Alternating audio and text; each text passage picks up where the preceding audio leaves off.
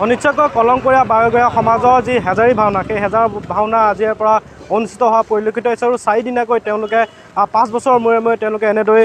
হেজাৰী ভাওনা অনুষ্ঠিত কৰে আৰু আজি প্ৰথম দিনা কাৰ্যসূচী এনেদৰে যদি আপুনি চাই সাংস্কৃতিক শোভাযাত্ৰাৰে তেওঁলোকে আৰম্ভ কৰা পৰিলক্ষিত হৈছে আৰু সাংস্কৃতিক শোভাযাত্ৰা আজি উদ্বোধন কৰে অসমৰ জনপ্ৰিয় শিল্পী অৰুণ হাজৰিকাই উদ্বোধন কৰে আৰু তাৰ পাছতে এতিয়া দেখিবলৈ পোৱা গৈছে যে এনেদৰে হাজাৰী ভাওনাৰ বাবে যি সাংস্কৃতিক শোভাযাত্ৰা আছে সেই শোভাযাত্ৰাৰ বাবে সাজু হোৱা পৰিলক্ষিত হৈছে আৰু আমাৰ লগত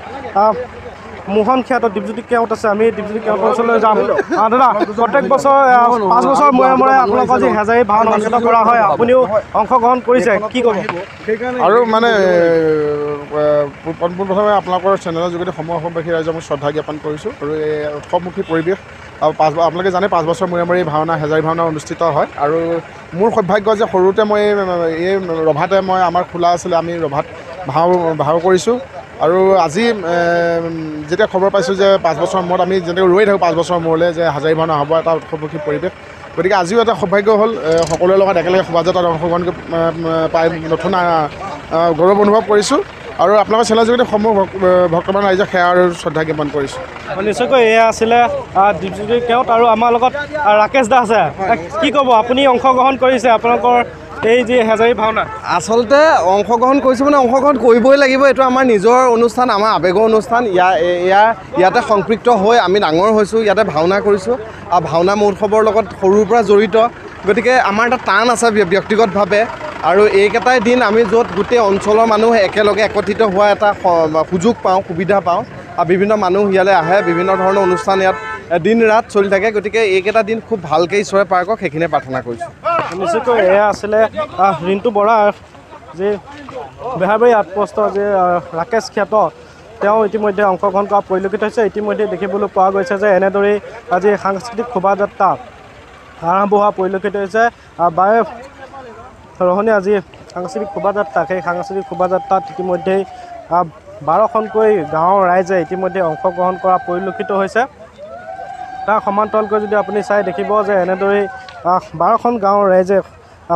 প্ৰতি 12 বছৰৰ মূৰে মূৰে তেওঁলোকৰ যি এই হেজাৰী ভাওনা, সেই হেজাৰী ভাওনা অনুষ্ঠিত কৰা পৰিলক্ষিত হয়। যিহেতু এইবাৰ হীৰক জয়ন্তী বৰ্ষত ভৰি দিয়া এই হেজাৰী ভাওনাখনে ইতিমধ্যেই অসমৰ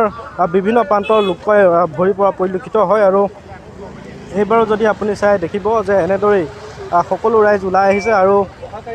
ইয়াত অংশগ্ৰহণ কৰা পৰিলক্ষিত হৈছে আৰু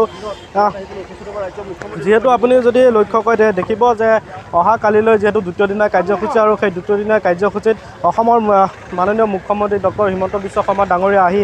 এই মন্দিৰত আহি উপস্থিত হ'বহি আৰু তাৰ পাছতেই দেখিবলৈ পোৱা যাব যে বিভিন্ন অনুষ্ঠান অনুষ্ঠিত হোৱা পৰিলক্ষিত হ'ব, কাৰণ কিয়নো 12খন খোলাত 12খন গাঁৱৰ ৰাইজে একেলগে ৰাস ভাওনা অনুষ্ঠিত হ'ব ইয়াতে আৰু তাৰ সমান্তৰালকৈ যদি আপুনি চাই দেখিব যে ঐতিহ্যমণ্ডিত যি এই কলংকৰীয়া বাৰগৰীয়া সমাজৰ যি হেজাৰী ভাওনা, সেই হেজাৰী ভাওনাত ইতিমধ্যেই 12খন গাঁৱৰ ৰাইজে ইতিমধ্যে অংশগ্ৰহণ কৰিছে আৰু সাংস্কৃতিক শোভাযাত্ৰা অনুষ্ঠিত কৰা পৰিলক্ষিত হৈছে।